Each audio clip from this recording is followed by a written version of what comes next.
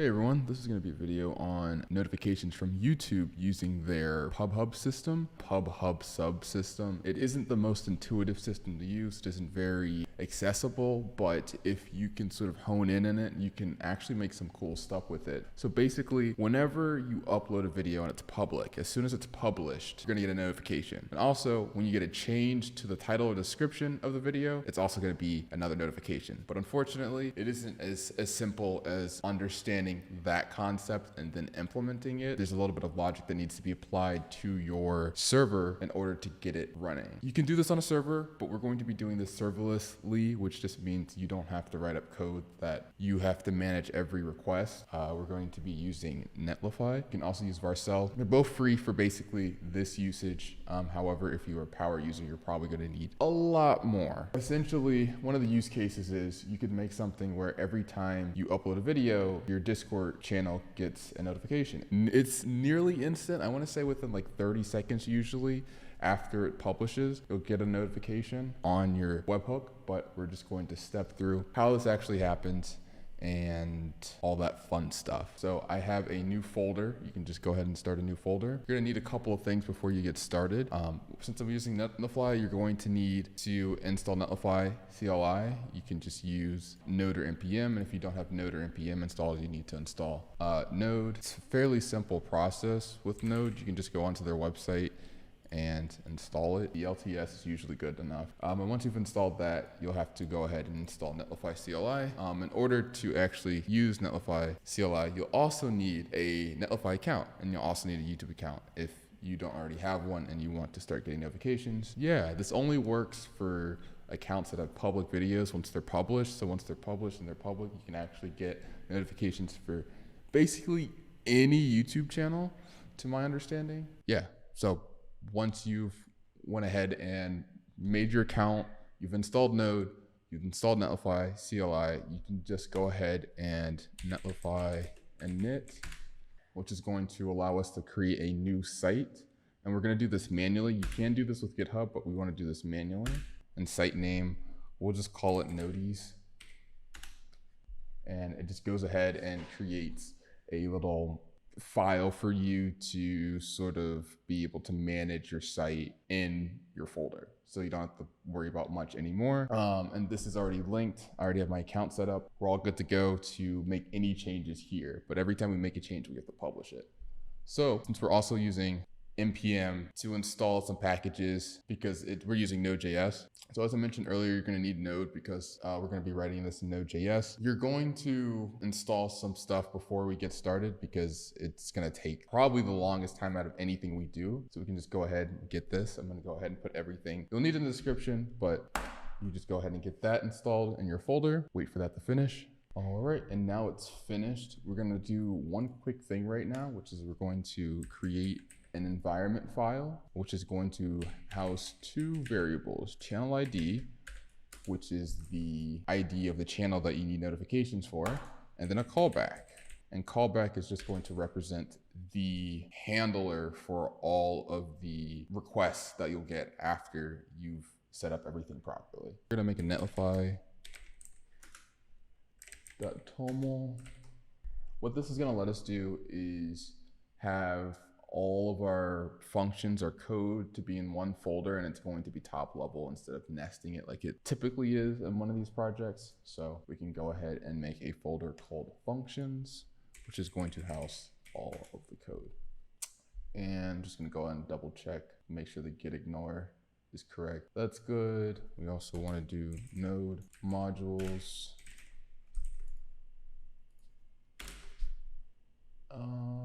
Yep, that's good. So the basic hierarchy for this is just going to be two files. We're going to do a handler, which is going to allow us to handle the get and post requests that we're going to get from YouTube anytime a video is uploaded or updated, and also to give a 200 back to the challenge that is sent to verify that you are the person you are saying you are. And then we're also going to have a file in functions called subscribe, which is going to allow us to we're also going to make a subscribe file that's going to allow us to refresh the basically subscription for the handler. So you can use this without having to manually do anything. However, there is an easy way to subscribe using their hub, Google's hub, and it's very convenient, but we're going to make sure that you don't have to worry about any of that. Another thing is we're going to have to enable a beta feature of Netlify. So this was the reason why I chose Netlify over Vercel. I'm not precisely sure if you can do this natively in Vercel,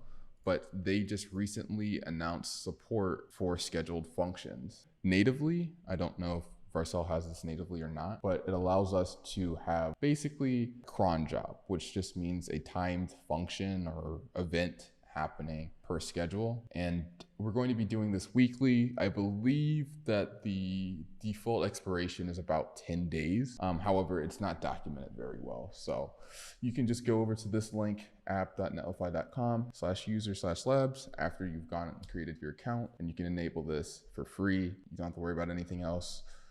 You just hit enable and you're all good to go. So yeah, this is the basic hierarchy of the app. We have the handler and the subscribe. So first what we're going to do is set up the handler. I'm going to go ahead and copy paste these inside, have the code on the other screen, but we're going to use two packages on the handler side, the XML parser. Just for some reason, this notification system uses XML instead of JSON, like most APIs nowadays, but luckily there is a nifty parser for us, which turns it into JSON. And then we're also going to use datefns, which is a time date library that allows you to do a lot of things a lot easier with time and date.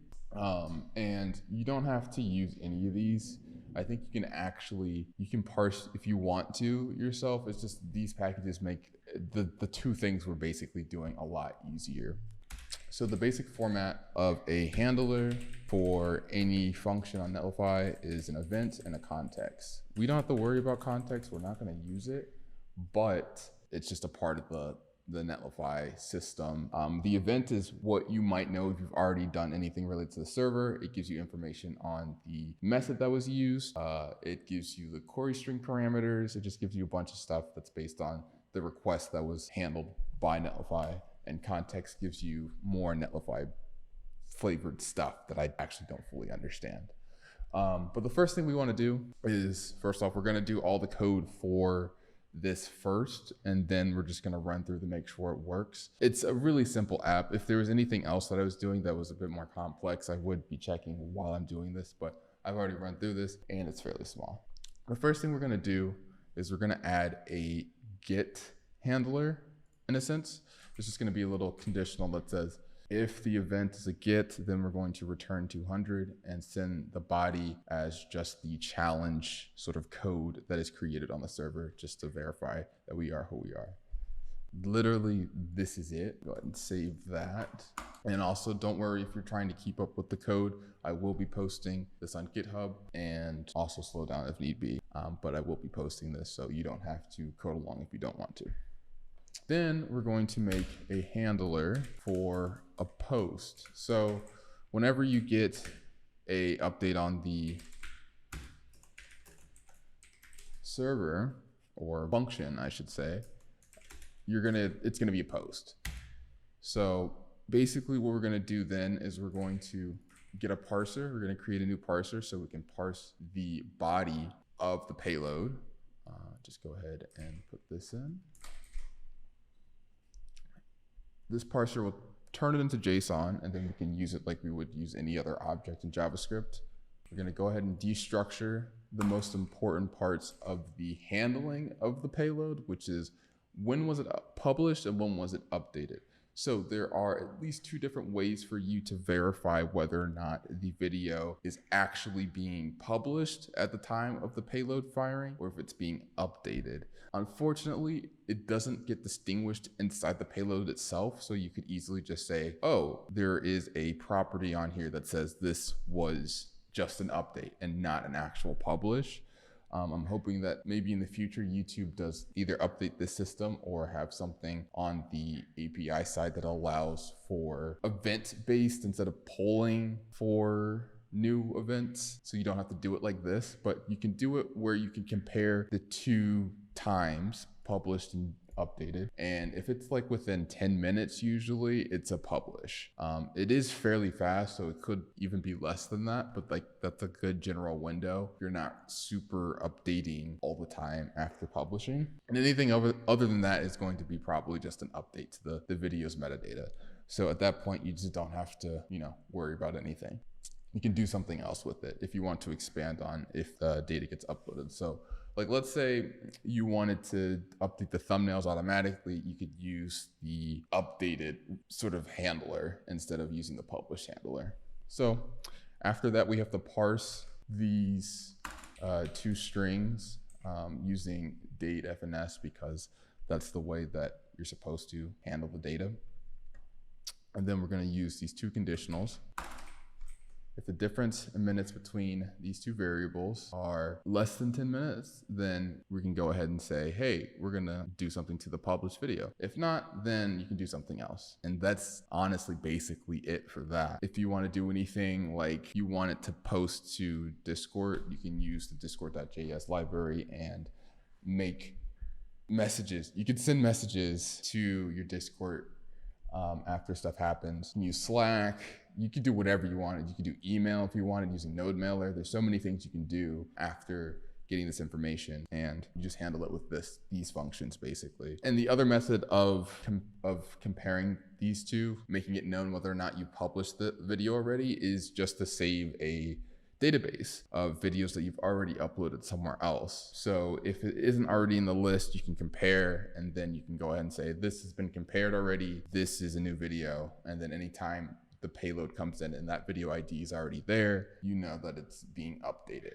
So that's the other version of figuring out whether or not it's been published or updated already. This one is a bit more ephemeral. You don't have to manage the database with this method. I highly suggest you do the DB method, but I just wanted to show something quick to do something that would be really simple, like just posting to your own Discord.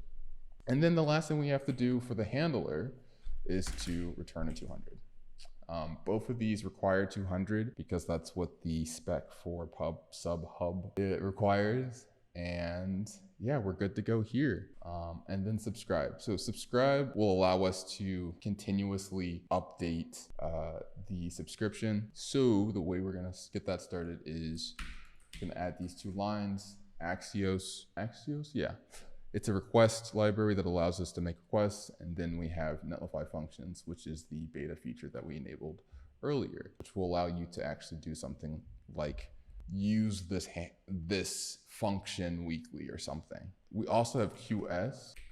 So we're gonna go ahead and install QS. I did not add that, and I will add that to documentation right now. And QS is going to allow us to put query strings on the request. So after we've done that, we're going to go ahead and copy these in, which is the payload we're going to need in order to send back to the, Google Hub in order to actually subscribe. So there is documentation on pub sub. However, it is very poor, and I apologize. Just think it's a really cool little thing you can do. The fact that we can do this, it's really cool.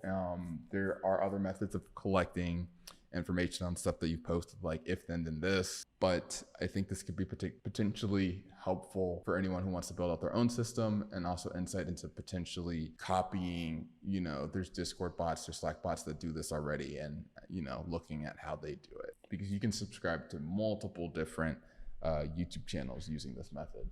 So yeah, we've created the payload and the objects that we're going to need for the subscription. So we're going to go ahead and put in the handler. This is the function that actually fires the request. And we went ahead and console logged the response just to see what it looks like in logs whenever you get a successful subscription, and then an error if otherwise. So the last and potentially most important part of this is to add the export. So you can schedule this based on cron. There's documentation, and I'll put that in the description. but you're able to just customize this to your heart's content, and it will fire the handler function every week. And you can see the timing based on whatever you put in here on Netlify. So you're not going to be shooting in the dark when you actually get this pushed up and going. So after you're done with that, that should be good to go. What I'm going to go ahead and do now is publish this to the site, publish we have so far to the site and running in production, and then we can go ahead and subscribe to the channel and test out if it works. All right, and the function you need to push this up is deploy, and you can only use this once you've pushed up your site already. You did the init first. All right, after you've gone ahead and deployed first, we're gonna also deploy to prod, which means you're going to be deploying on your top level domain. Go ahead and do the same process again. All right, so once you go ahead and deploy to prod, you're going to see your two functions under functions. You're gonna have handler and subscribe. So whenever something comes through, you'll see it in handler logs, and you'll also have subscribe have logs because we have console logs, but you don't have to worry about subscribe. You'll be mostly worried about handler. So in order for us to actually have stuff working and running, we have to go onto the site that allows us to subscribe to a channel. And we're gonna subscribe to this channel and just test and upload. All right, so in order to get everything finished and working, we have to grab the functions handler endpoint, and we're gonna go ahead and put that inside of the environment variables. This is going to be one of the environment variables that we need to put in. So callback is going to be the handler, and then the other one is going to be the channel ID. So this is going to be the channel ID of my own channel. We're going to put that in and save. That should be good to go. And now we can go ahead and use this site, which is the hub that Google provides for YouTube channels. And we're going to go ahead and subscribe to the handler. All right, so these are the strings that we're going to need in order to get this to subscribe properly. And we also have the handler function open, so we can go ahead and see what's happening. So we're going to go ahead and subscribe, and there we go. So we got to hit there was nothing in the body, so we didn't get anything, but it worked correctly. We got a hit. It's going to be a get when it's a subscription, and it's going to be a post with actual information on the body. And we'll be able to see that in a second, because I'm going to go ahead and test upload a video to show what's happening. All right, I'm going to go ahead and hit publish right now, and we'll be able to watch this in real time on the right. Go ahead and hit publish. It's going to be public. It should be publishing in a second. Watch this happen in real time.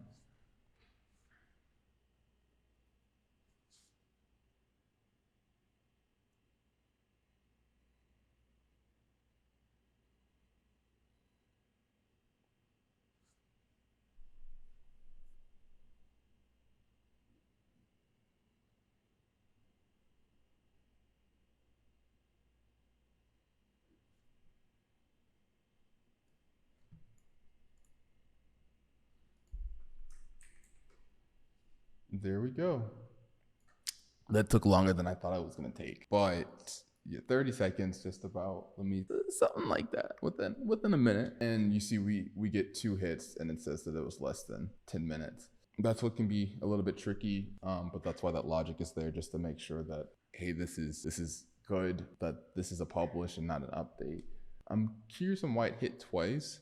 And that can be the sort of the downfall of not having something that is managed by database, but it is what it is for our use case. So that should be it. That honestly should be it. Now you have a little system that allows you to track YouTube video uploads and changes to the metadata. If you have any questions on this, let me know. I did speed through this. I don't know if too many people have this particular need for this. And I just wanted to share something that just having some documentation on this, because there isn't a lot of documentation on this process for people. So I wanted to at least provide something. And if you have any questions, let me know. If you want to see content like this, let me know. If you want to see maybe how this could be used for Twitch and Discord, let me know, because you can also do a handler for Twitch stream on and off, which you can also then post onto Slack or Discord. So yeah, let me know whatever y'all need. And yeah, thank you so much for watching. Also, give feedback on however you want the videos to be produced as well. That would be extremely helpful.